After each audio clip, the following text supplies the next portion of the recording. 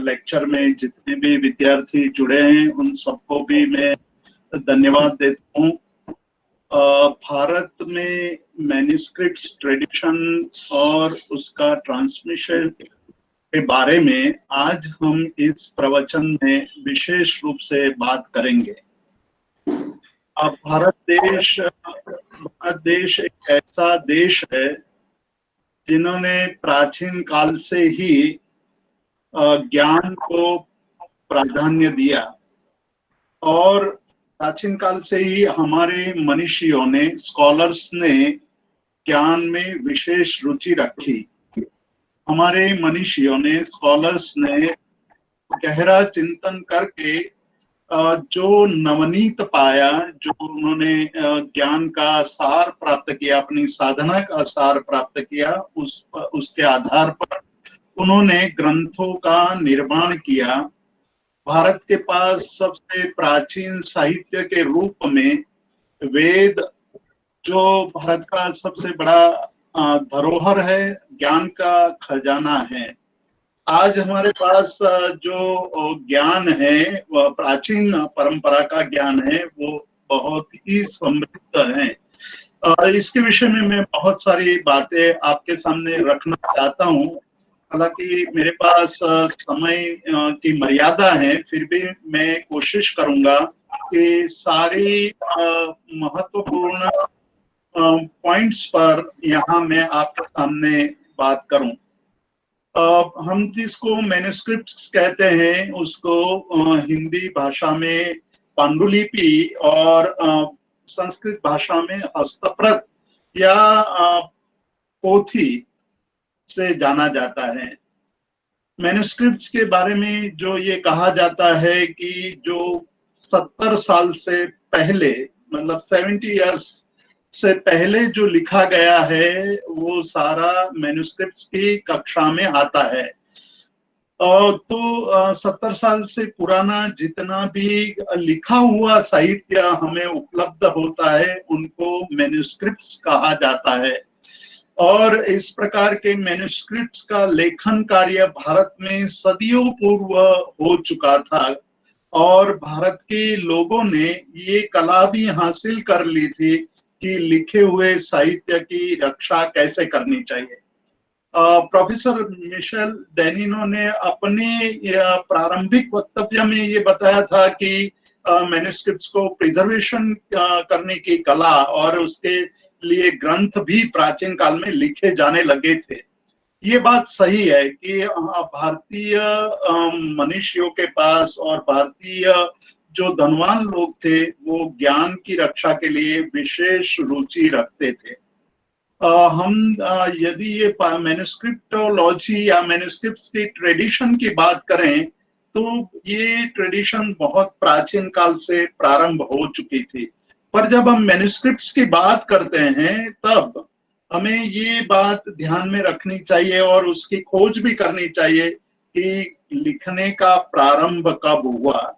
हालांकि ग्रंथों के निर्माण का कार्य यानी ग्रंथ रचना का कार्य बहुत प्राचीन काल से हो चुका था, लेकिन लिखने की परंपरा बहुत बाद में शुरू हुई। ये बात हमें निश्चित रूप से ध्यान में रखनी चाहिए। हमारा जो प्राचीन काल का अध्ययन अध्यापन और पठन पाठन का जो एक क्रम था, जो एक परंपरा थी, ट्रेडिशन थी, वो अलग प्रकार की ट्रेडिशन थी। हम लोग केवल श्रुति परंपरा से ग्रंथ का अध्ययन करते थे, पढ़ते थे और गुरु हमें मौखिक रूप से ही पढ़ाते थे, शिष्य उसको धारण कर लेते थे। बहुत प्राचीन काल में और उपनिषद काल में हमें एक पंक्ति मिलती है उपनिषदों में कि गुरुस्तु मौनम शिष्यस्तु छिन्न संशय। ये ज्ञान परंपरा इतनी पवित्र थी प्राचीन काल में कि गुरु अपने आसन पर आकर बैठते थे और उनके सामने जिज्ञासु शिष्य बैठते थे, तो गुरु के सानिध्य से ही शिष्यों की जिज्ञासा पूर्ण हो जाती थी। बाद में वाणी का उपयोग शुरू हुआ। गुरु अपने ज्ञान का उपदेश अपने शिष्यों को देते थे और वह श्रुति परंपरा बहुत लंबे समय तक चली। और इसीलिए हमारे प्राचीन ग्रंथों को श्रुति शब्द से भी जाना जाता है। और मैं यहाँ एक बात और विशेष रूप से कहना चाहता हूँ कि जैन परंपरा में जितना भी ज्ञान है उनको श्रुत ही कहा जाता है। श्रुत यानी सुना हुआ, जो हमारे गुरु के द्वारा, स्कॉलर्स द्वारा, मनीषियों के द्वारा जो हमने सुना है उसका स्मृति में रखा जाता था, उसको याद रख लेते थे और फिर उनका स्वाध्याय करते रहते थे। इसीलिए जैन आगमों का जब प्रारंभ होता है तो उसमें पहला वाक्य ये आता है कि स्वयं में आउसम तेणम भगवया एवं अखायम, यानी कि भगवान ने ऐसा कहा था, जो मैंने सुना है वही बात मैं आपको कह रहा हूं। यहाँ स्वयं शब्द के बारे में ही हमें मैन्युस्क्रिप्ट ट्रेडिशन के संदर्भ में बात करनी है। तो जैन परंपरा में ये परंपरा थी श्रुत परंपरा। बौद्ध परंपरा में भी जो पाली त्रिपिटक थे वो पूरे के पूरे पाली त्रिपिटक को याद रखने की परंपरा थी। गुरु अपने शिष्यों को वह पाली ग्रंथ का अध्ययन कराते थे। उपनिषद और वेद भी याद रखे जाते थे। लेकिन धीरे धीरे समय बीतता गया, मनुष्य की स्मृति शक्ति क्षीण होती गई। अनेक प्रकार के व्यवधानों के कारण, अनेक प्रकार के डिस्टर्बेंस के कारण मनुष्य की स्मृति शक्ति नष्ट होने लगी। और स्मृति शक्ति जब नष्ट होने लगी तब यह पहला प्रश्न यह उठा कि हम हमारे ज्ञान की रक्षा कैसे करें। ज्ञान की रक्षा के लिए हमें कुछ कदम उठाने चाहिए। और उसी समय ये निर्णय लिया गया कि ज्ञान को अब पुस्तक के रूप में लिख लेना चाहिए। जब लिखा हुआ होगा हमारा ज्ञान तो ही सुरक्षित रहेगा। तो मैन्युस्क्रिप्ट का प्रारंभ इस प्रकार से हुआ, जब मनुष्य की स्मृति शक्ति क्षीण होती गई, ग्रंथों को, ज्ञान को सुरक्षित रखने का बहुत बड़ा प्रश्न उपस्थित हुआ। उस समस्या का समाधान करने के लिए ग्रंथों को लिखने का, मतलब कि जो साहित्य था उसको लिखने की आवश्यकता उपस्थित हुई और ग्रंथ लिखे जाने लगे। ग्रंथ जब लिखे जाने लगे तो ग्रंथ किस पर लिखना चाहिए वो एक बहुत बड़ा प्रश्न था, बहुत बड़ी समस्या भी थी। हमें आज जितने भी ग्रंथ उपलब्ध हो रहे हैं उसमें लिखित स्वरूप में, मतलब जो हमारा स्क्रिप्ट है वो प्राचीनतम, यदि हम खोज करें, संशोधन करें, रिसर्च करें तो हम ये कह सकते हैं कि आज हमारे पास प्राचीनतम लिखित स्वरूप में जो मिलता है वो अशोक के शिलालेख मिल रहे हैं, जो प्राचीनतम साहित्य के रूप में हम उसको गिन सकते हैं। प्राचीन काल में लिखने के कोई अन्य साधन मौजूद नहीं थे, तब शिला पर यानी पत्थर पर लिख करके उसको सुरक्षित किया जाता था। किंतु यह परंपरा बहुत मुश्किल और बहुत दुष्कर थी। पत्थर पर लिख करके उसका निर्माण करना और सुरक्षा करनी, ये दोनों बहुत मुश्किल था। इसलिए यह माध्यम केवल प्रतिमाओं के लेख के रूप में, प्रशस्तियों के रूप में और कुछ घोषणा के रूप में पत्थर पर लिख करके उसको सुरक्षित रखने की परंपरा भारत में आज भी प्रचलित है। आज भी जब मंदिरों का निर्माण होता है, मूर्तियों का निर्माण होता है या कोई प्रशस्ति लेख लिखा जाता है तो वो पत्थर पर, संगमरमर के पत्थर पर यानी कि मार्बल पर लिख करके मंदिरों में या ग्रेनाइट पर लिख करके मंदिरों में रखा जाता है।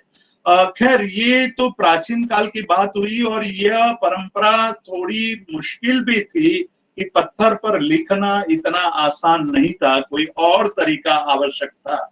तो भारत देश में जो ताड़पत्र, पामलीफ, एक ऐसा माध्यम मिला जो माध्यम बहुत ही सरलता से उपलब्ध था, बहुत ही अच्छा था और सुलभ था।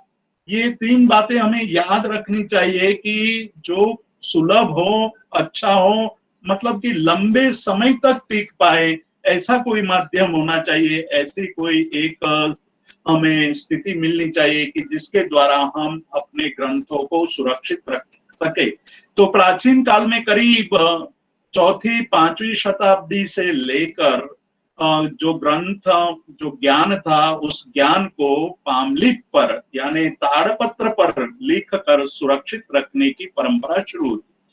पामलिप मतलब ताड़ का जो वृक्ष होता है, पाम का जो ट्री होता है, वो ट्री दो प्रकार के होते हैं।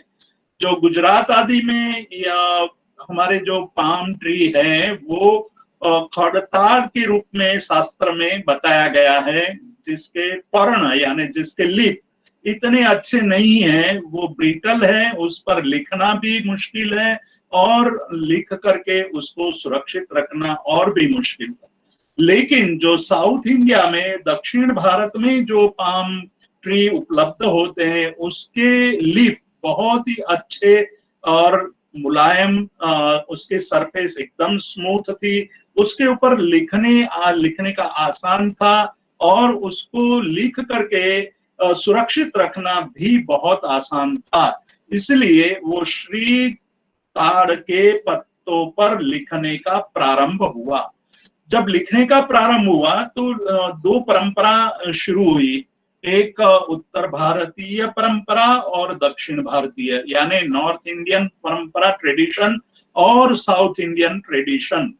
जो साउथ इंडियन ट्रेडिशन थे वो एक नुकीली यानी बहुत पॉइंटेड सुई से उस ताड़ पत्र पर यानी कि पाम लीफ पर खोद करके लिखते थे और उस पर जो शाही का पाउडर होता था, वो शाही का पाउडर उस पर रख दिया जाता था, जिसके कारण अक्षर उस शाही के पाउडर से भर जाते थे, तो अक्षर पूरे अच्छी तरह से हम पढ़ सकते थे।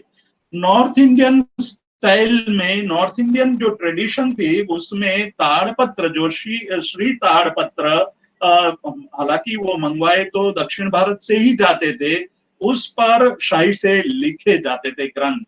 तो उस पर लिखे हुए ग्रंथ बहुत लंबे समय तक सुरक्षित रहते थे।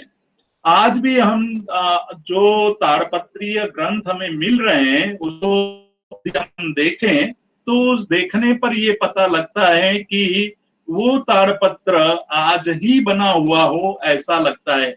मैंने यहाँ आपको ताड़पत्र बताया है, एक जो ऊपर लंबा ताड़पत्र है वो बहुत पुराना है और जो नीचे ताड़पत्र बताया है वो आधुनिक है, मतलब नया है। प्राचीन काल में जो ताड़पत्र लाते थे उसके पर प्रोसेस भी करते थे, उस प्रोसेस का बताने का या उसका अभी अवसर नहीं है। मैं यहाँ केवल ये बताना चाहता हूँ कि ये ताड़पत्र ले आते थे, ताड़पत्र पर शाही से लिखा जाता था या उस पर नुकीली यानी पॉइंटेड एक सुई होती थी, उससे कुदेड़ जाता था, उसके लिखा जाता था और उस पर शाही लगाई जाती थी। यहाँ जो ताड़पत्र हमें मिलते हैं, सबसे बड़ा जो ताड़पत्र का ग्रंथों का संग्रह है, विशेष करके साउथ इंडियन जितनी भी पामलिप, जितनी भी मैन्युस्क्रिप्ट लाइब्रेरी है, वहाँ बहुत अधिक प्रमाण में हमें ताड़पत्रीय ग्रंथ मिलते हैं। और दूसरा, गुजरात में हमें पाटन में और जैसलमेर में, राजस्थान जैसलमेर में भी बहुत सारे ग्रंथ ताड़पत्र पर लिखे हुए मिलते हैं। जो ताड़पत्र पर ग्रंथ लिखने का प्रारंभ हुआ तो उसकी सुरक्षा का भी प्रश्न हुआ कि कैसे रखा जाए, क्योंकि एक पन्ने को जब लिख लेते थे, आगे पीछे दोनों जगह पर लिखते थे। मैं आपको आगे बताऊंगा लिखने की जो परिपाटी रही, लिखने का जो ट्रेडिशन रहा, वो ट्रेडिशन किस प्रकार से रहा था वो मैं बताऊंगा। लेकिन जब ये लिखे जाने लगे तो उसकी सुरक्षा के लिए भी प्रबंध करना आवश्यकता, मतलब उसका प्रिजर्वेशन करने के लिए भी एक परंपरा आवश्यक थी। किंतु जब ये ताड़पत्र के बाद कागज यानी पेपर इज अवेलेबल इजीली, तो ताड़पत्र पर लिखने का धीरे धीरे बंद होता गया। मतलब पेपर मिलने लगे तो ताड़पत्र पर लिखने की परंपरा बंद हो गई और पेपर पर ही लिखने लगे। तो मैंने यहाँ आपको एक बताया है पेपर मैन्युस्क्रिप्ट का एक पेज, जिसमें हालांकि ये बहुत प्राचीन पेज नहीं है, करीब 250-300 साल पुराना ये पेज है, किंतु आपको ये आइडिया आ जाएगा कि हमारे जो ग्रंथ हैं वो किस प्रकार से लिखे जाते थे।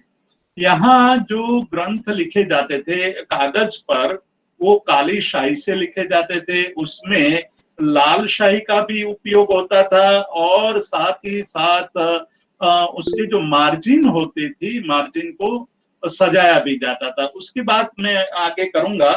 तो कागज पर लिखे जाने लगे ग्रंथ, कागज पर लिखना आसान था और उसका संरक्षण करना, प्रिजर्वेशन करना भी आसान था।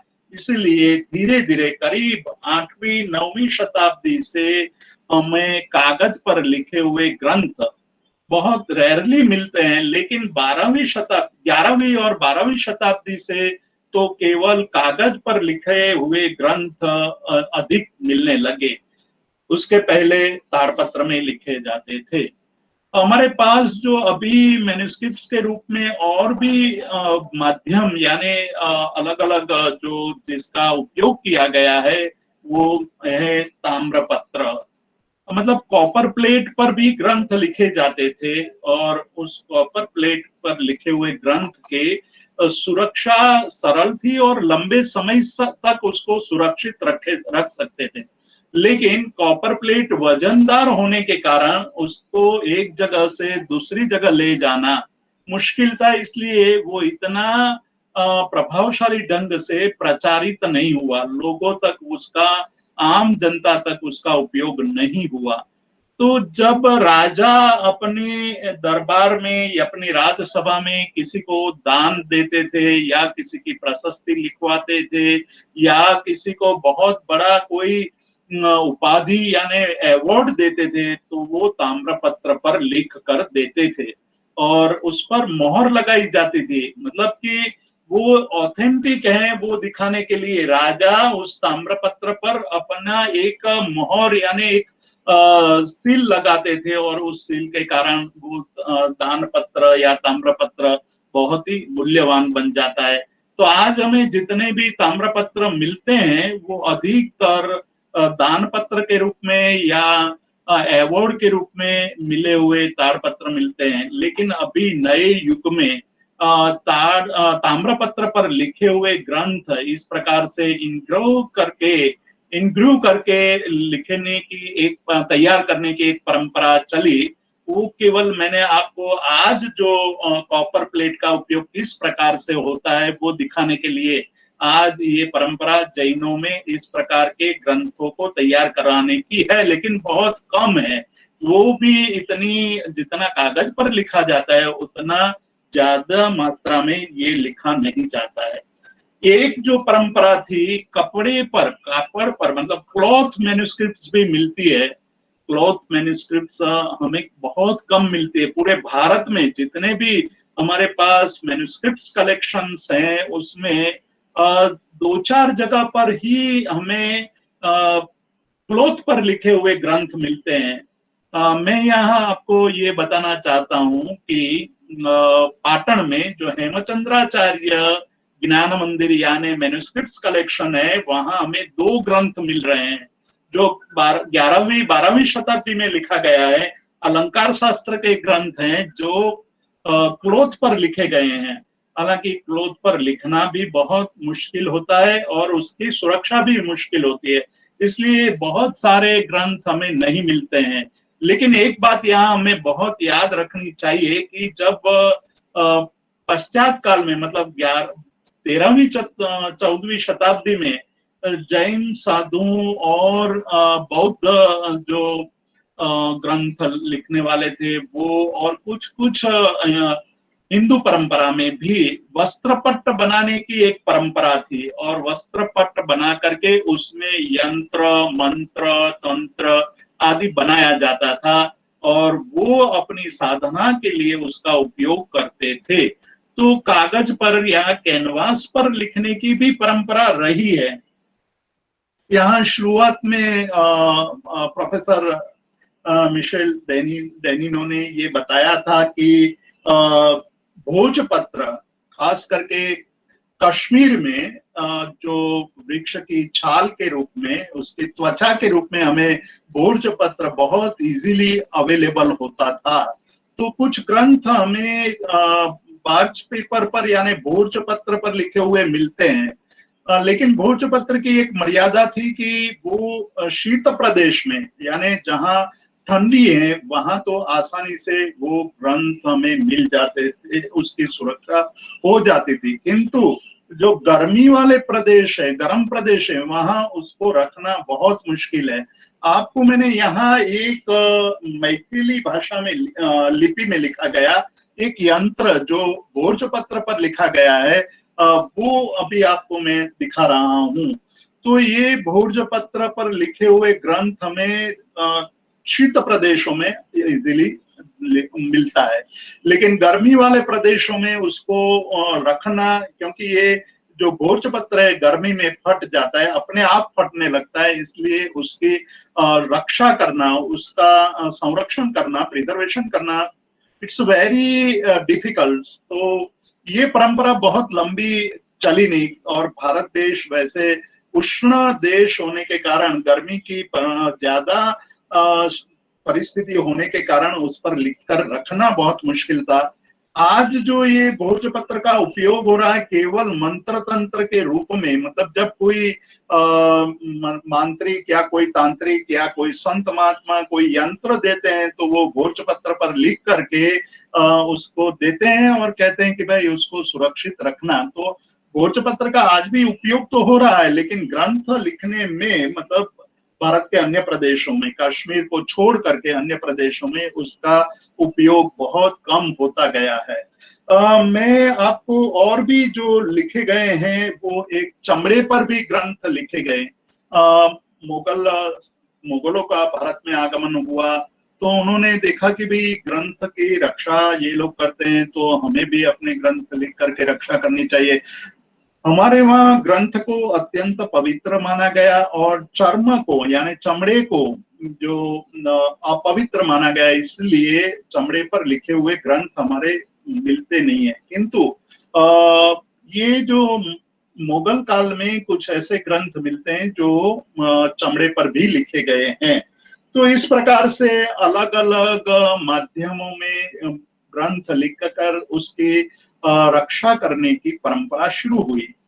बहुत ही रोचक कहानी है कि करीब 5वीं शताब्दी, विक्रम की 5वीं शताब्दी में वल्लभीपुर में एक बहुत बड़ी कॉन्फ्रेंस हुई थी जैनियों की। उस जैनियों ने उस समय ये सोचा कि भाई धीरे धीरे स्मृति नष्ट हो रही है और यदि हम अपने ग्रंथ, हमारा साहित्य लिखेंगे नहीं तो उसको कौन समझ पाएगा। लिखना आवश्यक है और उसको लिखना चाहिए। तब तक मतलब कि 5वीं शताब्दी तक पूरा जैन साहित्य, जो आगम साहित्य था, वो स्मृति परंपरा से चल रहा था। और हिंदू परंपरा में, मतलब जो वैदिक परंपरा में, तो उसके बाद बहुत बाद में ग्रंथ लिखने की परंपरा शुरू हुई। तो मैं उसकी बात, ये जो प्रारंभ कहाँ से हुआ उसकी बात कर रहा था। तो वहां ये कॉन्फ्रेंस में निर्णय लिया गया कि भाई अब लिखो, जिसको जितना भी याद है, स्मृति में है, वो सब एकत्र होकर 500 आचार्य थे और 500 आचार्य के शिष्य प्रशिष्य भी वहां मौजूद थे, मतलब हजारों संत महात्माएं उपस्थित थे और उस समय सब एकत्र होकर के ग्रंथ लिखने की परंपरा शुरू हुई। उतना ही नहीं, किंतु वहां ये नियम लिया गया, सबको कहा गया कि अपने जीवन काल दरमियान सबको कम से कम एक ग्रंथ लिखना चाहिए या लिखवाना चाहिए। यदि आप नए ग्रंथ का निर्माण यानी उसकी रचना करते हैं, यदि आप उसको लिखते हो तो बहुत अच्छा, किंतु सबको इतना सामर्थ्य नहीं होता है। सब न तो काव्य रच सकते हैं, सब में काव्य रचना करने की शक्ति होती है, ग्रंथ रचने की शक्ति सब में नहीं होती है। तो उसके लिए ये कहा गया कि भाई आप नहीं लिख सकते हो तो कोई नहीं, जो प्राचीन ग्रंथ है उसकी कॉपी करवाइए। जो प्रश्न आज अभी शुरुआत में पूछा गया था कि हमारे प्राचीन ग्रंथों की रक्षा किस तरह से हो सकती है, तो प्राचीन ग्रंथों की रक्षा उसकी बार बार नई नई हम कॉपी लिखवाते जाएंगे तो हमारा ज्ञान सुरक्षित हो जाएगा। तो एक परंपरा शुरू हुई स्क्राइबर्स की, स्क्राइबर्स यानी लहिया लिखने वाले एक पूरी कम्युनिटी डेवलप होने लगी।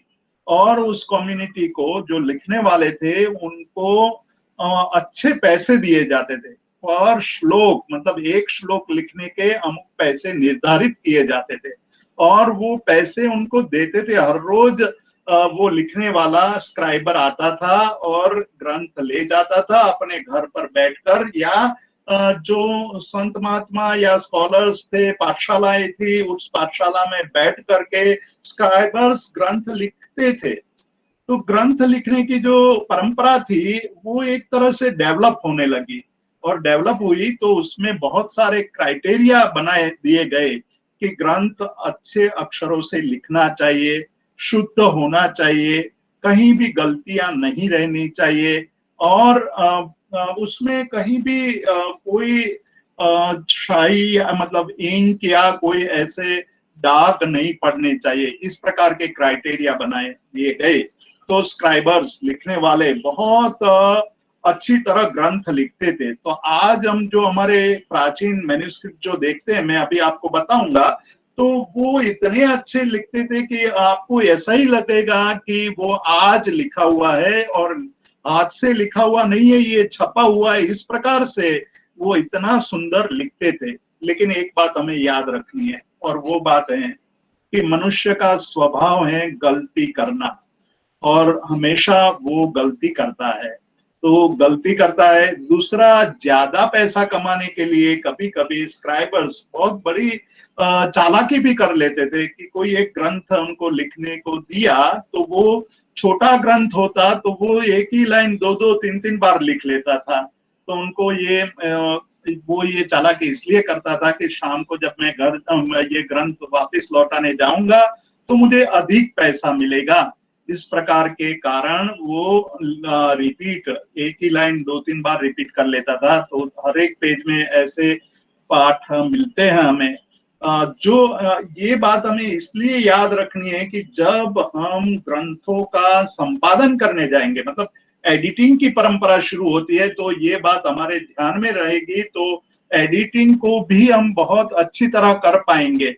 हालांकि एडिटिंग का एक अलग विषय है, अलग सब्जेक्ट है, परंतु ये मैन्युस्क्रिप्टोलॉजी से एडिटिंग का कार्य प्रारंभ कैसे हुआ, कैसे उसमें गलतियां जुड़ती गई, और वो गलतियां किस प्रकार से हमें शुद्ध करनी है, वो ये सारी परंपरा यदि हमें ध्यान रहेगी तो हम उसको अच्छी तरह एडिट कर सकते हैं। हमारे पास जो भारत के अंदर ये प्रश्न बार बार पूछा जाता है कि कितने मैन्युस्क्रिप्ट्स हैं। तो 2003 में भारत सरकार ने एक मिशन बनाया।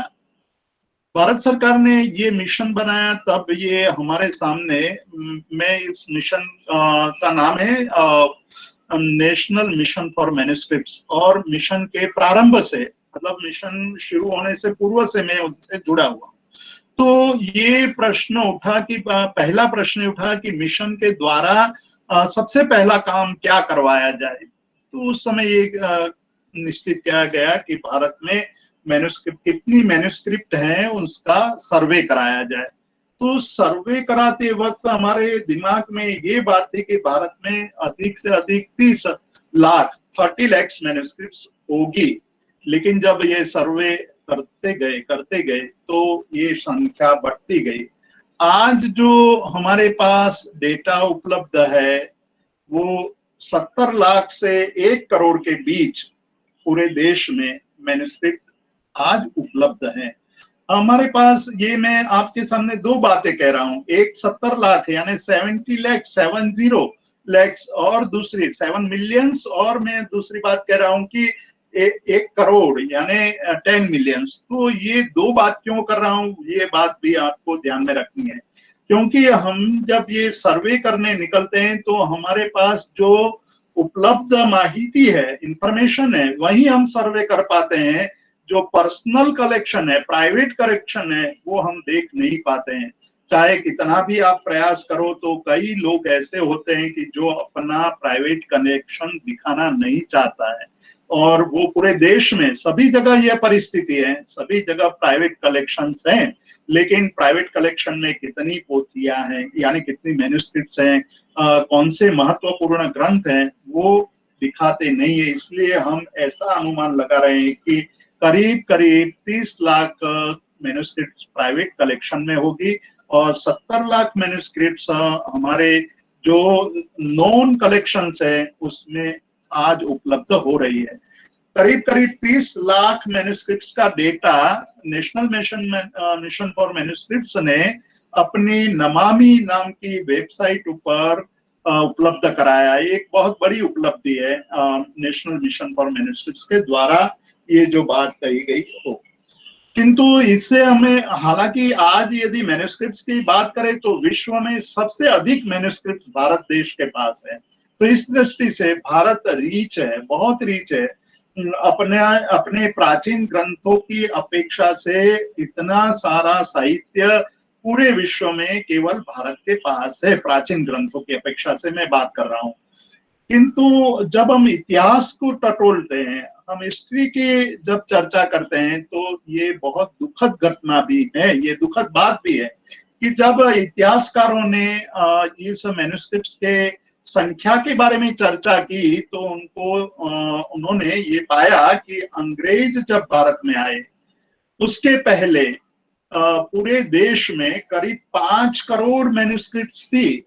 ये 5 करोड़ के जो बात कही है वो अपने आप हवा में नहीं की है, या ये काल्पनिक बात नहीं की है। धर्मपाल नाम के हिस्टोरियन ने यूरोपियन आर्काइव्स में जाकर के अंग्रेजों के आने के पहले अंग्रेजों ने भारत में जो सर्वे कराया था और भारत में रह करके जहां जहां गए वहां की क्या विशेषताएं हैं, उसके जो लेटर्स लिखे गए थे, रिपोर्ट्स लिखे गए थे, वो रिपोर्ट्स का सर्वे करके, रिपोर्ट्स का अध्ययन करके, स्टडी करके ये बात उन्होंने निकाली है कि भारत में 5 करोड़ मैन्युस्क्रिप्ट्स थी उस जमाने में। किंतु ये बात जब हम बात करते हैं तो उसके बाद, ये जो अंग्रेजों के आने के बाद करीब 200 साल, 250 साल भी थे, तो 250 साल में भारतीय लोगों ने 4.25 करोड़ मैन्युस्क्रिप्ट नष्ट होने दी। ये एक बहुत गंभीर बाबत है, ये हमें बहुत सोचना चाहिए। और इसीलिए हम लोगों ने गवर्नमेंट के सामने, भारत सरकार के सामने ये प्रस्ताव रखा था कि एक मिशन बनाया जाए और मिशन बना करके एक पूरा भारत देश में अवेयरनेस क्रिएट की जाए कि हमने अपने स्थापत्य को सुरक्षित रखा है, हमने और चीजों को सुरक्षित रखा है, लेकिन हमारी सही संपत्ति एक और भी है, और वो है हमारी ज्ञान संपदा। यानी हमारा ट्रेजर, नॉलेज का ट्रेजर है, उसको भी सुरक्षित रखना चाहिए और उसकी सुरक्षा के लिए कुछ करना चाहिए। तब गवर्नमेंट को ये बात बहुत अच्छी लगी और तुरंत उन्होंने ये मिशन कायम किया। मिशन से बहुत सारे लाभ भी हुए, उसकी चर्चा हम बाद में करेंगे। लेकिन यहाँ जो हमें बात करनी चाहिए वो ये है, करनी चाहिए कि भारत देश में ये पिछले 200 साल में या 250 साल, 250 साल में इतने सारे मैन्युस्क्रिप्ट कैसे नष्ट हो गए, नष्ट होने के कारण भी हमें जानने चाहिए। सबसे पहले तो हमारी जो अज्ञानता थी, वो अज्ञानता के कारण हमारे ग्रंथ हमने नष्ट कर दिए। अज्ञानता में ये है कि प्रिजर्वेशन कैसे करना चाहिए, ग्रंथों की सुरक्षा कैसे करना चाहिए, वो अधिकतर लोग नहीं जानते हैं। हम देश के कोने कोने में जब घूमे तब हमें पता चला कि सभी लोगों के सामने ग्रंथ की रक्षा करने के बहुत कम ज्ञान है।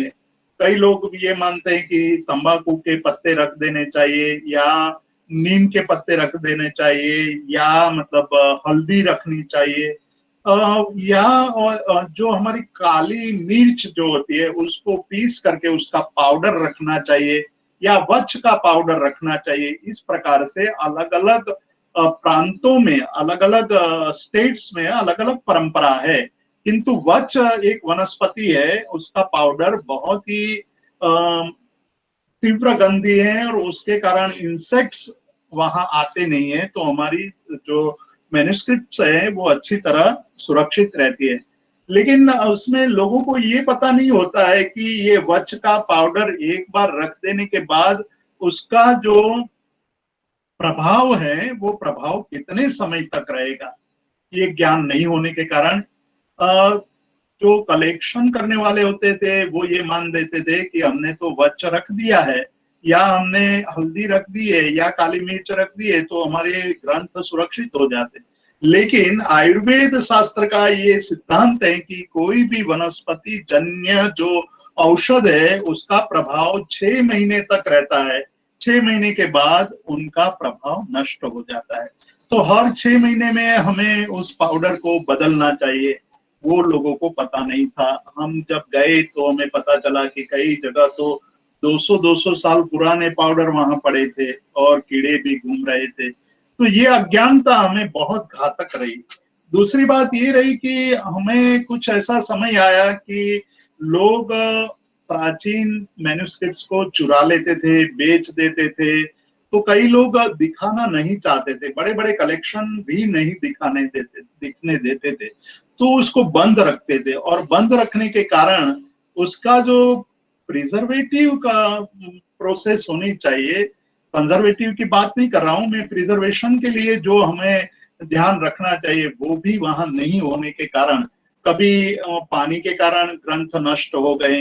जो ग्रंथ की बात टैनिनो ने अभी बताई, वो ग्रंथ में लिखा गया है कि जलाद रक्षित, मतलब ये जो हमारी मैन्युस्क्रिप्ट्स हैं उसको पानी से सुरक्षित रखनी चाहिए।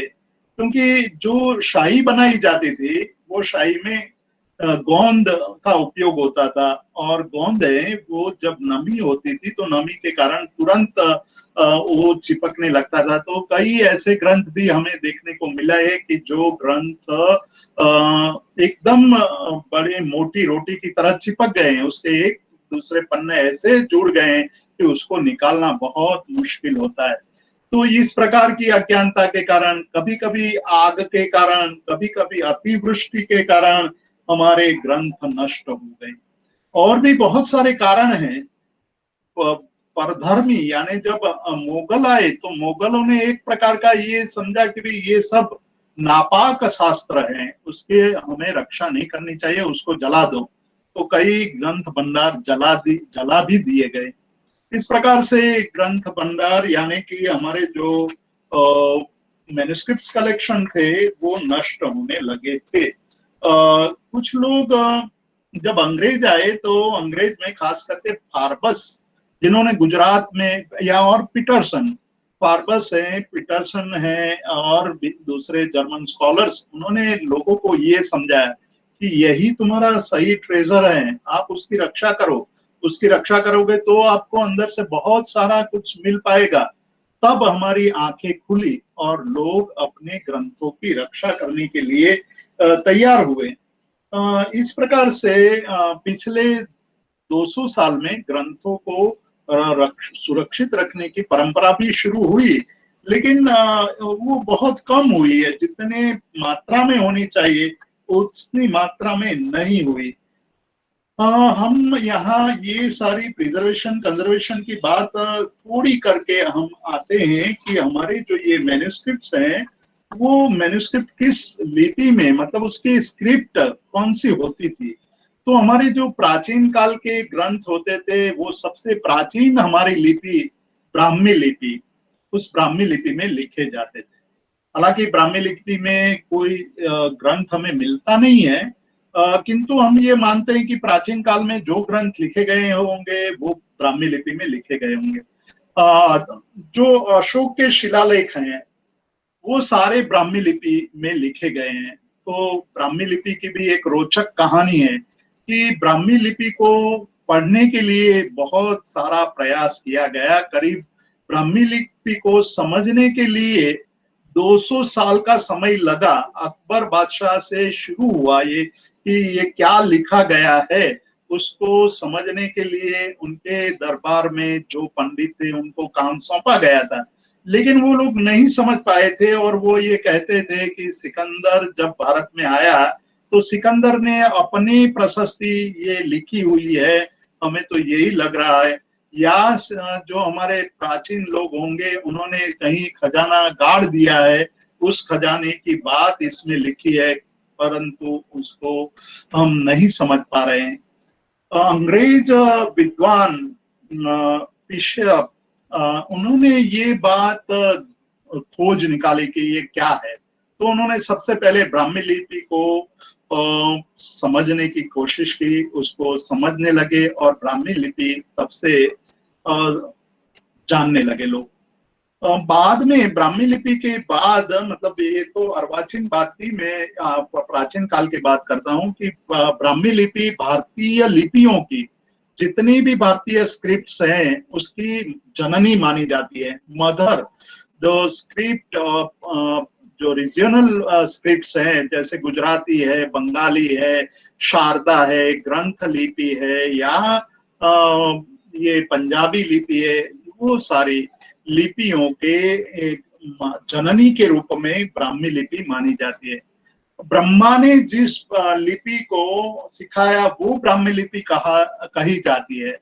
और एक दूसरी भी परंपरा ये मानती है कि ऋषभदेव जो जैन धर्म के प्रथम तीर्थंकर थे, बहुत प्राचीन काल में वो हुए, उनकी दो पुत्री थी, एक पुत्री का नाम, दो डॉटर्स थे, एक डॉटर का नाम था सुंदरी। सुंदरी को उन्होंने आर्ट सिखाई, अलग अलग आर्ट कैसे करनी होनी सीखनी चाहिए वो सिखाया, और जैसे संगीत है, चित्रकला है, आदि आदि सारी कलाएं उन्होंने सुंदरी को सिखाई। और एक ब्राह्मी दूसरी उनकी डॉटर थी जिसका नाम ब्राह्मी था, ब्राह्मी को उन्होंने लिपि सिखाई और तब से ये लिपि का नाम ब्राह्मी पड़ा, ऐसी परंपरा है। खैर ये परंपरा रही, ब्राह्मी लिपि प्राचीन लिपि है, उसमें से भारतीय लिपियों का उदय हुआ और नागरी लिपि सबसे ज्यादा प्रचलित हुई।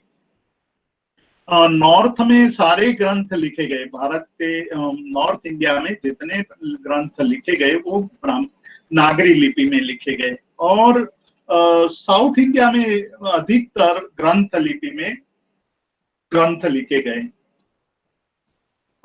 कश्मीर में शारदा लिपि में ग्रंथ लिखे गए। हालांकि लिपियों के बारे में भी बहुत बड़ा लंबा इतिहास है। 18 लिपि की बात हमें सूत्रकृतम सूत्र में मिलती है, और 32 लिपियों की बात हमें ललित विस्तरा नाम के बौद्ध ग्रंथ में हमें मिलती है। तो लिपियों का भी प्राचीन काल से अलग अलग स्वरूप हम मिलना होना शुरू हो गया था। तो ये एक लिपि का इतिहास भी बहुत रोचक है कि कौन सी लिपि कैसे लिखी जाती थी। जब ब्राह्मी भारत के भारतीय प्रदेशों में ब्राह्मी लिपि और ब्राह्मी से जन्म पाई हुई अनेक प्रादेशिक लिपियों का प्रयोग होता था, तो बाहर के लिपियों में मतलब विदेशों में खरोष्टी लिपि, खरोष्टी नाम की एक लिपि थी, वो खरोष्टी लिपि का उपयोग होता था। मैं यहाँ ब्राह्मी लिपि और उसके आधार पर जो नागरी लिपि भारत देश में प्रचलित हुई है और साउथ में ग्रंथ लिपि, तो आज जो हमें नॉर्थ इंडिया में जितने ग्रंथ मिल रहे हैं अधिकतर ब्राह्मी नागरी लिपि में लिखे गए हैं। नागरी लिपि का सबसे प्राचीन ग्रंथ हमें 7वीं शताब्दी में छठी के अंत में या 7वीं की शुरुआत में लिखा हुआ मिलता है। ये जो ग्रंथ लिखा गया है उसकी लिपि करीब करीब ब्राह्मी लिपि जैसी है, तो जो ब्राह्मी नहीं जानता है वो ग्रंथ पढ़ नहीं पाएगा। हालांकि वो नागरी लिपि का प्रारंभिक स्वरूप है, धीरे धीरे धीरे आज की नागरी लिपि का स्वरूप विकसित होता गया, डेवलप होता गया, और इस प्रकार से आज हम जो ब्राह्मी लिपि नागरी लिपि देख रहे हैं वो नागरी लिपि विकसित हुई। तो हमें एक बात और याद रखनी चाहिए कि जो लिपि का मतलब स्क्रिप्ट है, वो स्क्रिप्ट का भी समय समय पर परिवर्तन होता रहा है, और सदियों में स्क्रिप्ट बदल बढ़ती रही है। मतलब 8वीं शताब्दी की नागरी लिपि आप जानते हो, तो ये नहीं है कि आप 11वीं शताब्दी की नागरी लिपि को भी जान लेंगे, लेकिन आसान होगा आपके लिए, सरल होगा। लेकिन सभी लिपियों का अभ्यास करना पड़ेगा, सभी काल की लिपियों का अभ्यास करना पड़ेगा, तो आपको ग्रंथ पढ़ना अत्यंत आसान हो सकता है। तो इस प्रकार से लिपि भी विकसित होती गई। लिपि में एक दूसरी बात बहुत ही महत्वपूर्ण है कि हर एक स्क्राइबर, मतलब हर एक लिखने वाला अपने ढंग से लिखता था, तो उनका क अलग प्रकार का होता था। एक स्क्राइबर जो लिखता था उनका क अलग प्रकार का होता था, दूसरे स्क्राइबर का क अलग प्रकार का होता था। तो इस प्रकार से अलग अलग प्रकार के अक्षर हमें देखने को मिलते थे। तो एक ग्रंथ पढ़ने के बाद जब आप दूसरा ग्रंथ पढ़ते हो, तो दोनों ही एक समय में लिखे गए हो तो भी दोनों के अक्षर भिन्न भिन्न हो सकते हैं। इसलिए आपको जब ग्रंथ पढ़ना हो तो लिपि को बहुत सूक्ष्मता से पढ़ना चाहिए। इसीलिए वर्तमान में हमारे सामने लिपि विज्ञान एक बहुत बड़ा सब्जेक्ट डेवलप हुआ। पिछले 10 सालों में यूनिवर्सिटीज में पैलियोग्राफी नाम का भी विषय पढ़ाया जाने लगा। ये जो हमारे पास ग्रंथ हैं, वो ग्रंथ कैसे होते थे, किस प्रकार के होते थे, उसको भी जानना जरूरी है। यहाँ मैंने कुछ ग्रंथ के प्रकार आपके सामने रखे हैं। वो थोड़ा रोचक है, थोड़ा जानने जैसा है, और उसको जानने से आपको पता चलेगा कि प्राचीन काल में जो ग्रंथ लिखे जाते थे उसमें किस प्रकार का वैविध्य होता था। तो जो ग्रंथ सीधा लिखा जाता था, जिसमें और कोई कमेंट्री नहीं होती थी या कुछ और चीजें नहीं होती थी, केवल सीधा सीधा ग्रंथ लिखा गया होता है, उसको शूड या शूड ग्रंथ कहा जाता है। जिसमें दो, यानी कि मूल ग्रंथ और नीचे उसकी टीका या ऊपर टीका लिखी हो, इस प्रकार के ग्रंथ को द्विपाठ कहा जाता था। जिसमें मूल पाठ बीच में बड़े अक्षरों में लिखा जाए और ऊपर नीचे उसकी टीका लिखी जाए, उसको त्रिपाठ कहा जाता था। मैं आपको यहाँ उसके चित्र बताता हूँ। ये सीधा लिखा हुआ ग्रंथ है, जिसमें कहीं भी बीच में कोई रुकावट नहीं है, सीधा सीधा लिखा है। शुरू हुआ यहाँ से, ये ग्रंथ शुरू हुआ, अंत तक आप देखिए तो वो ग्रंथ पूरा सीधा लिखा हुआ है। लेकिन आप जो ये ग्रंथ देखेंगे तो इसमें दो विभाग कर दिए गए हैं, बीच में एक लाल लाइन खींच दी गई है, और वो लाल लाइन खींच करके उसको दो विभाग में, आज हम जिसको कॉलम कहते हैं, दो कॉलम में इस ग्रंथ को लिखा गया है। तो इसको द्विपाठ ग्रंथ कहते थे। द्विपाठ ग्रंथ के पहले हम थोड़े और भी ग्रंथों के प्रकार देखना चाहते हैं कि किस प्रकार से लिखते थे। प्राचीन काल में ये जो बीच में जगह छोड़ दी जाती थी, आप बराबर बीच में देखोगे तो एक जगह छोड़ दी गई है। उसका एक कारण था कि उसमें कोई चित्र बना करके इस ग्रंथ को सुशोभित बनाया जाता था, जिससे पढ़ने वाले को उसका आनंद आता था कि लिखने वाले ने कुछ अच्छी तरह लिखा है। बाद में ये इस प्रकार से भी जब चित्र बनाने की परंपरा कम होती गई, तो इस प्रकार से लिख करके जगह छोड़ करके उसमें ऐसा आभास पैदा कर दिया जाता था कि यहाँ कुछ चित्र जैसा बना है। वो भी बाद में समाप्त हो गया। तो इस प्रकार से बिना जगह छोड़े, कोई भी स्पेस छोड़े बिना ही ग्रंथ को लिखने का प्रारंभ हो गया, मतलब कोई भी जगह छोड़नी नहीं है। अब जब ग्रंथ लिखते थे तो उस जमाने में कागज भी इतना आसानी से नहीं मिलता था, कागज बहुत महंगा भी होता था, मुश्किल से मिलता था। इसलिए लिखने वाले एक पेज में जितना अधिक लिख पाए उतना लिखने की कोशिश करते थे। तो आप ये इस ग्रंथ में देखिए कि कहीं भी बीच में भी जगह नहीं है और लाइन के बीच में भी जगह नहीं है, सीधे सीधा लिखा है। यहाँ तो ये पश्चातकालीन यानी लेटर पीरियड का ये ग्रंथ है, इसलिए कहीं कहीं बीच बीच में जगह दिखाई देती है, लेकिन प्राचीन काल में तो वो जगह भी कहीं छोड़ते नहीं थे। तो इस प्रकार से जगह का पूर्ण रूप से उपयोग करने के लिए और उसका जितना भी अधिक उपयोग कर सके, उसके कारण उसमें बीच में जगह छोड़ना बंद कर दिया। ये किस प्रकार से छोटी नोट के रूप में ये लिखते थे, जब एक जगह से दूसरी जगह कहीं जाना हो और स्वाध्याय के लिए अपने पास कोई ग्रंथ रखना हो, तो इस प्रकार के नोट टाइप के ग्रंथ भी लिखते थे, जिसको गुटका कहते हैं। यहाँ और भी मैंने दूसरे दृष्टांत दिए हैं गुटके के।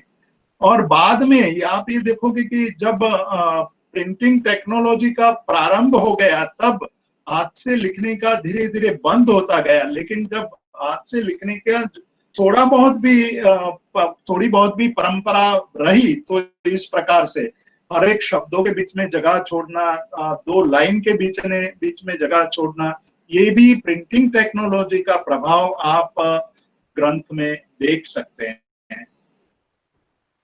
ये भी द्विपाठ हैं, जिसमें ऊपर और नीचे बीच में जगह छोड़ दी गई है, ऊपर लिखा है, नीचे लिखा है। ये त्रिपाठ ग्रंथ है, बीच में मूल ग्रंथ है, ऊपर और नीचे उसकी टीका यानी कमेंट्री है, और ये मार्जिन में एक जगह पर ग्रंथ का नाम लिखा है। जो left hand side upper side में जो लिखा है वो ग्रंथ का नाम लिखा है, और दूसरे राइट हैंड साइड में लोअर पोर्शन में जो एक की संख्या दिखाई है, वो पेज नंबर दिखाए गए हैं। तो इस प्रकार से ग्रंथ को लिखते थे, तो उसका पढ़ने वाले को सुविधा रहे, और रक्षा करने वाले को ये पेज अच्छी तरह जमाने के लिए उनको ये भी सुविधा रहे, तो पेज नंबर लिखने की इस प्रकार से परंपरा उसमें मैन्युस्क्रिप्ट में हमें दिखाई देती है। और यहाँ आपको एक बात मैं बताना चाहता हूँ, वो ये है कि जब ग्रंथ लिखते थे, तो आज की तरह ग्रंथ बनने से पहले प्रूफ रीडिंग नहीं होता था। प्रूफ रीडिंग का कार्य का शुरू हुआ जब प्रिंटिंग टेक्नोलॉजी का प्रारंभ हुआ था। और मैंने शुरुआत में बताया था कि मनुष्य है वो गलतियां करता रहता है, गलती करना उसका स्वभाव है। तो लिखते वक्त कोई गलती हो जाती थी, तो उसको सुधार करने के लिए पूरा का पूरा पेज फिर से नहीं लिखवाया जाता था। लेकिन जो गलतियां उसको महसूस जो विद्वान पढ़ते थे उसको शुद्ध करने के लिए, तो वो जहां जहां गलतियां होती थी वहां गलतियों को शुद्ध करने के लिए मार्जिन का उपयोग करते थे। यहाँ जो क्या शब्द लिखा है, वो क्या शब्द मतलब छूट गया है, स्क्राइबर ने गलती से ये क्या शब्द छोड़ दिया है, तो वो शब्द उन्होंने यहाँ लिखा है, और उसके आगे दो चिन्ह बनाए। उसका मतलब ये है कि ऐसा चिन्ह जहां लाइन में बना है वहां वो जोड़ना है। आप देखिए, ये बीच में न परिज्ञा, ये न के ऊपर ऐसा चिन्ह बनाया है, तो वो जगह पर यहाँ जोड़ देना है। तो इस प्रकार से करेक्टेड, ऐसी जो सुधार की हुई, मतलब जो ग्रंथ विद्वानों ने पढ़ करके उसको शुद्ध किया है, एडिट किया है, वो ग्रंथ का मूल्य बहुत बहुत बढ़ जाता था। तो ऐसे ग्रंथ हमें बहुत कम मिलते हैं, लेकिन मिलते हैं।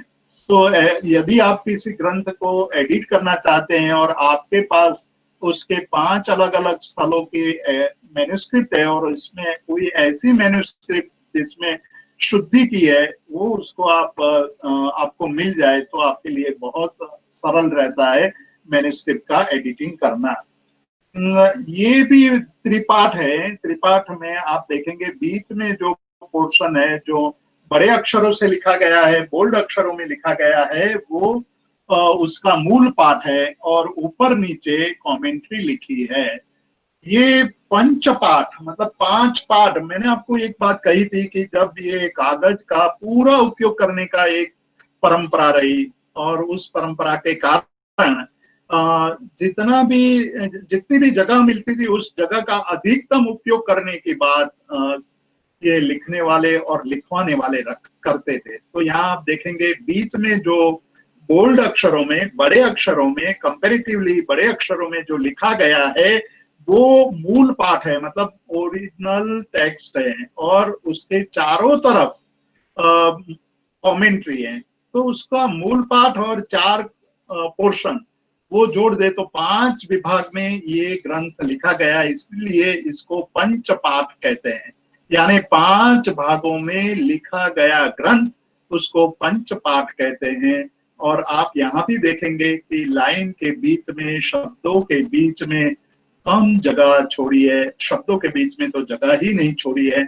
और एक बात मैं आपको यहाँ बताना चाहता हूँ, वो है कि हम जब मात्रा लिखते थे, मतलब ए लिखना है तो अ करके उसके ऊपर ए की मात्रा लिखनी पड़ती है। तो ए की मात्रा लिखने में जगह ज्यादा चाहिए, इसलिए पड़ी मात्रा, मतलब ए की मात्रा अ के आगे लिख देते थे तो ऊपर की जगह बच जाती थी, तो उसको पड़ी मात्रा लिपि। ये जो लिपि, ये जो ग्रंथ आपके सामने मैं बता रहा हूँ, जिस ग्रंथ का पन्ना है, पेज है, वो परिमात्रा लिपि में लिखा गया है। उसकी प्रत्येक शब्द की ए की मात्रा, आई की मात्रा आगे लिखी गई है, जिससे यह ऊपर की जगह बचा सके और लिखने, देखने में भी सरल रहे और पढ़ने में भी सरलता रहे।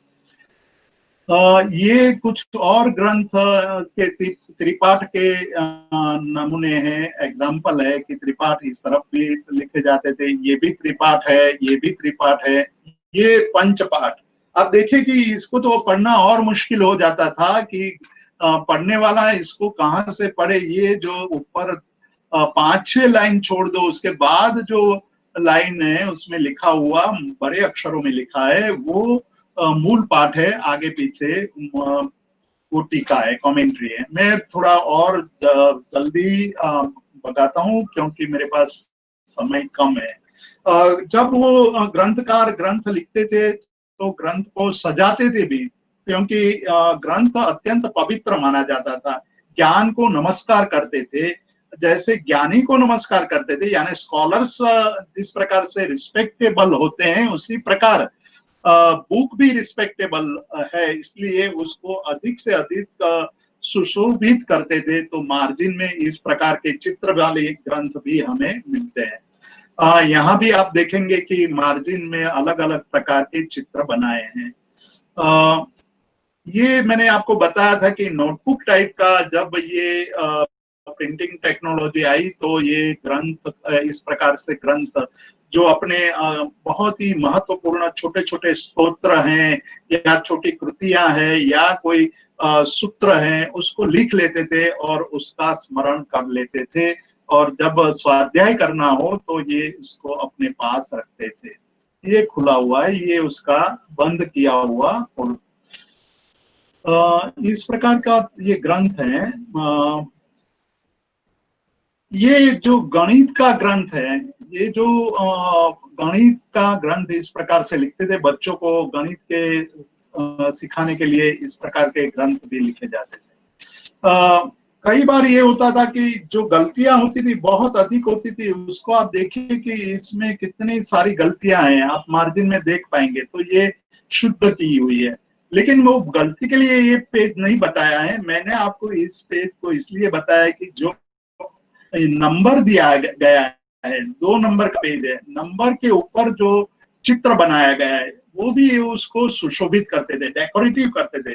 तो इस यहाँ तो केवल एक मंदिर के झरोखा का चित्र दिया है, लेकिन यहाँ फूल बनाते थे, पक्षियों का चित्र, कभी मोर पिकॉक बनाते थे, कभी यहाँ हाथी या घोड़ा या इस प्रकार से पशु पंखी और फूल, अलग अलग प्रकार के फूलों का चित्र बना देते थे, जिससे ये ग्रंथ सुशोभित होता था, डेकोरेटिव होता था। ये जो मैं आपको बताना चाहता हूँ वो ये है कि एक संस्कृत भाषा में चित्र काव्य होता है। ये चित्र काव्य बनाया है, चित्र में काव्य का यहाँ नमूना है कि काव्य को चित्र में किस तरह से रखा जाता है, जिससे ये पढ़ने वाले को आनंद आता है। इधर मैं आपको और बात, हाँ, जब ये प्राचीन काल में हमारे पास तो यातायात के साधन थे, साधु को पैदल जाकर के एक जगह से दूसरी जगह जाते थे, विद्वान हाथी पर या घोड़े पर या बैलगाड़ी में जाते थे, तो सामान बहुत ज्यादा नहीं ले जा सकते थे।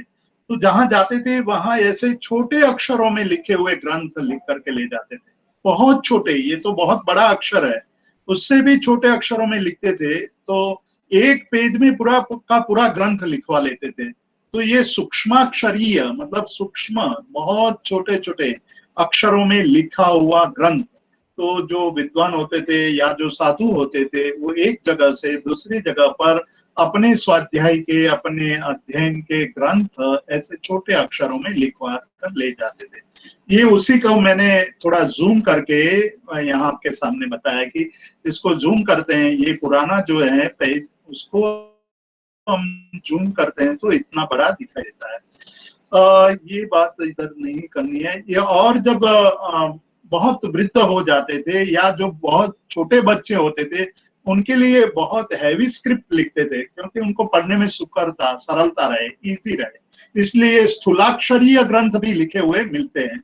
तो इस प्रकार से भिन्न भिन्न प्रकार के ग्रंथ हमें मिलते हैं। मैंने ये थोड़ी सी बात कही है, ये मैन्युस्क्रिप्टोलॉजी का ये केवल 5% भी नहीं आपके सामने रखा, लेकिन मैं एक जो महत्व की बात करना चाहता हूँ वो अभी बात करके मेरे ये आज के प्रवचन को समाप्त करना चाहूंगा, क्योंकि अभी कुछ क्वेश्चन आंसर भी होने हैं। मुझे जो कहना है वो ये कहना है कि हमारे जो ग्रंथ होते थे वो केवल धार्मिक ग्रंथ नहीं होते थे।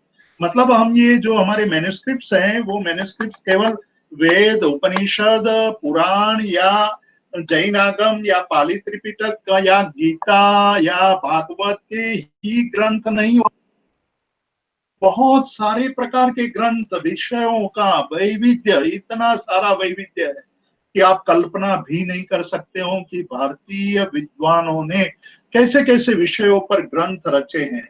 भारतीय विद्वानों ने व्याकरण, अलग अलग भाषाओं के व्याकरण बनाए हैं।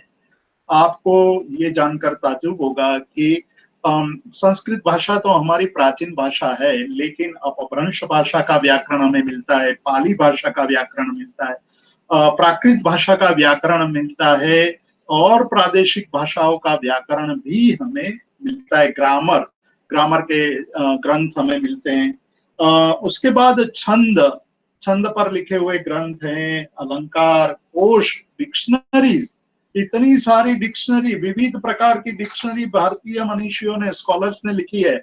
मतलब केवल संस्कृत की डिक्शनरी नहीं है, प्राकृत की डिक्शनरी है, एकार्थ कोश है, मतलब एक शब्द का एक अर्थ, अनेकार्थ है, एक शब्द का अनेक अर्थ वाले शब्द हैं। एकाक्षर कोश है, एक अक्षर के कौन कौन से अर्थ होते हैं वैसे भी शब्द हैं।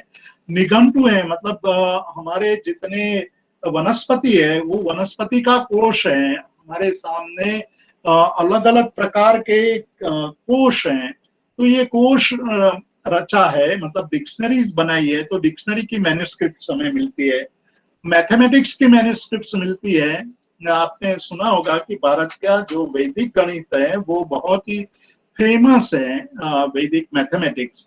उसी तरह एक जैन मैथमेटिक्स भी है, तो वो वैदिक मैथमेटिक्स के जो सूत्र है वो मैन्युस्क्रिप्ट्स में सबसे पहले मिला, और उसी के आधार पर वैदिक मैथमेटिक्स आज पूरे विश्व में प्रचलित हुआ। तो यदि हमारे पास मैन्युस्क्रिप्ट नहीं होती तो हम वो वैदिक मैथमेटिक्स को पुनर्जीवित नहीं कर सकते थे। वास्तुशास्त्र के ग्रंथ हैं, यानी मकान किस प्रकार से बनाना चाहिए, कौन सी जगह पर कौन सा कैसा कमरा होना चाहिए, रसोई घर कहाँ होना चाहिए, मतलब किचन कहाँ होना चाहिए, बेडरूम कहाँ होना चाहिए, नहाना किस जगह, बाथरूम किस जगह होना चाहिए, ये सारी बातें वास्तु में बताई गई है। वास्तु शास्त्र के ग्रंथ हैं, हमारे पास शिल्प शास्त्र के ग्रंथ हैं, मतलब मूर्तियां कैसे बनानी चाहिए, मूर्ति के लक्षण क्या है, निर्दोष मूर्ति किसको कहते हैं, सदोष मूर्ति किसको कहते हैं, मंदिर निर्माण के ग्रंथ हमें मिलते हैं, मंत्र तंत्र और ज्योतिष के ग्रंथ मिलते हैं। आज हम देख रहे हैं कि ज्योतिष की बहुत बड़ी बोलबाला हो गई है, तो ज्योतिष के मैन्युस्क्रिप्ट्स हमें मिल रहे हैं, हमें कर्म शास्त्र के मैन्युस्क्रिप्ट्स मिल रहे हैं, हमें अलग अलग साहित्य के मतलब नाटक, चंपू, कथा आदि साहित्य के ग्रंथों की मैन्युस्क्रिप्ट्स मिल रही है। हमें चरित्र ग्रंथ और महाकाव्य मिल रहे हैं। ये राजनीति के ग्रंथ, मतलब सबसे पहला जो हमें मैसूर की लाइब्रेरी से चाणक्य का अर्थशास्त्र मिला। मैन्युस्क्रिप्ट यदि नहीं बची होती तो वो हमें, चाणक्य ने इस प्रकार की राजनीति आज से 2200 साल पहले लिखी थी, वो हमें पता नहीं चलता। और हमारे पूरे साहित्य में 3 ऐसे महत्वपूर्ण ग्रंथ हैं जिसने पूरे देश के साहित्य को एक दिशा निर्देश के, और वो भी मैन्युस्क्रिप्ट के रूप में हमें मिलती है। वो एक है अभिज्ञान शाकुंतल। विज्ञान शाकुंतल ने साहित्य को एक दिशा दी। कौटिल्य के अर्थशास्त्र ने राजनीति को दिशा दी, और भरत के अर्थशास्त्र ने अनेक विध नई दिशाएं दी। तो ये भारतीय साहित्य के 3 बहुत बड़े रत्न हैं। कालिदास का अभिज्ञान शाकुंतल, भरत का भरतनाट्यम, और भरत का भरतनाट्य शास्त्र, और कौटिल्य का अर्थशास्त्र। मैं एक ग्रंथ की बात करके अपनी बात को समाप्त कर, 2 ग्रंथ की बात करूंगा जो बहुत ही महत्वपूर्ण है। कुंदाचार्य नाम के एक बहुत बड़े जैनाचार्य हो गए। उन्होंने 11वीं शताब्दी में एक ग्रंथ बनाया है। उस ग्रंथ का नाम है भूवलय। ये भूवलय ग्रंथ में उन्होंने एक पेज में अलग अलग, मतलब कई पेज है, लेकिन उसकी मैं जो मेथड है ग्रंथ लिखने की वो मैं बताना चाहता हूँ। 67 टेक्स्ट बनाए, ऊपर 67 और नीचे नीचे नीचे भी 67। तो इस प्रकार से हर एक वो जो चतुष्कोण है, हर एक स्क्वायर है, उसमें उन्होंने संज्ञा रखी है, और संज्ञा रख करके उन्होंने पूरा एक पेज, ऐसा करीब कई पेज लिखे हुए हैं। और उन्होंने ये कहा है कि आप राइट टू लेफ्ट पढ़ोगे तो एक ग्रंथ आएगा, लेफ्ट टू राइट पढ़ोगे तो दूसरा ग्रंथ आएगा, ऊपर से नीचे मतलब अपर टू डाउन जाओगे तो दूसरा ग्रंथ, डाउन टू अपर जाओगे तो अलग ग्रंथ आएगा।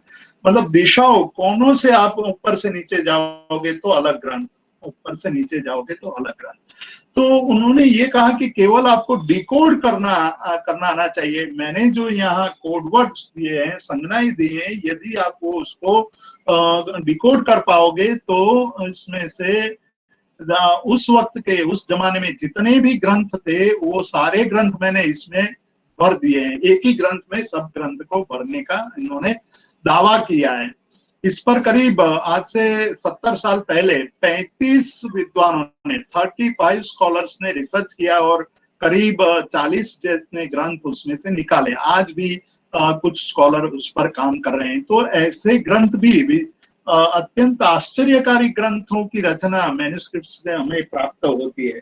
और एक बात मैं अंत में कहना चाहता हूं कि आज से 400 साल पहले, शुरुआत में मैंने एक बार अकबर बादशाह का नाम लिया था, ब्राह्मी लिपि को जानने की शुरुआत वहां से हुई। तो अकबर बादशाह एक बार लाहौर में थे, लाहौर तब पार्टीशन नहीं हुआ था इसलिए भारत का ही हिस्सा था, लाहौर में थे, और वहां एक जैन मुनि उनको मिले। जैन मुनि पूर्व परिचित थे, उनके मैत्री भी थी। तो जैन मुनि ने एक वाक्य से अकबर बादशाह की प्रशंसा की, और वो एक वाक्य था, राजानो ददते सौख्यम। मतलब हे राजा, आप हमें सुख देने वाले हो, मतलब आप इतना काम कर रहे हैं जिससे हमें बहुत सुख मिल रहा है। तो उस वाक्य को सुनकर राजा को अच्छा नहीं लगा। उन्होंने कहा कि भाई एक वाक्य से मेरी स्तुति की, तुम तो बहुत बड़े विद्वान हो, बस एक ही वाक्य। तो समय सुंदर ने ये वाक्य बोला था। तो उन्होंने कहा कि ठीक है, आप हमारे स्थान पर आइएगा, मैं इसकी चर्चा करूंगा।